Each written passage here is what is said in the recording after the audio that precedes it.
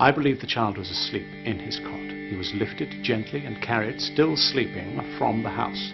Once in the privy, he was stabbed. There would have been blood everywhere. Indeed. It's me as Mr. Kent's laundry. They say I lost the nightdress just after the murder. I never did. Which suggests it might have been worn by the murderer and discarded because it was bloodstained. Theoretically, perhaps. Who did it belong to? One of the daughters, Constance, I believe. Have you questioned her about it? I can see the need. She's hardly more than a child. The disappearance of your nightdress might arguably put you under suspicion. That's a dreadful accusation. It's not an accusation. There's a trick of the detective, I suppose, to see my reaction. Could anyone else have got in here and interfered with the laundry, Sarah? Miss Constance did come here. I was only gone a minute. I'd like you to search the house for the nightdress.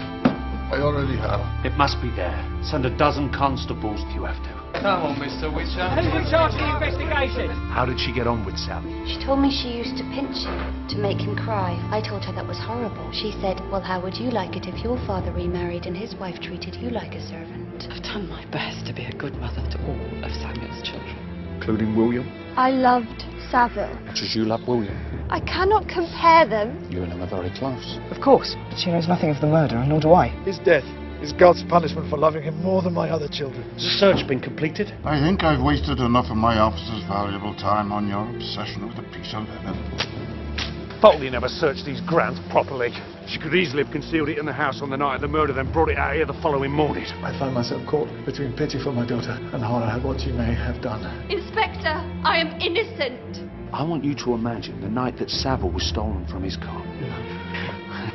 But the Home Secretary has urged upon us all the necessity for bringing this case to a swift conclusion. How does his abductor lift him from the bed without waking him? You're sending an innocent girl to the gallows.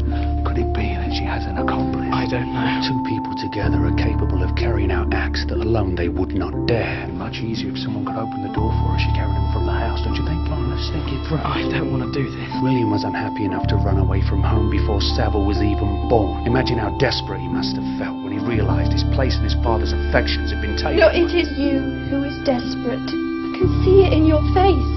Desperate gamble or ingenious ploy, Inspector?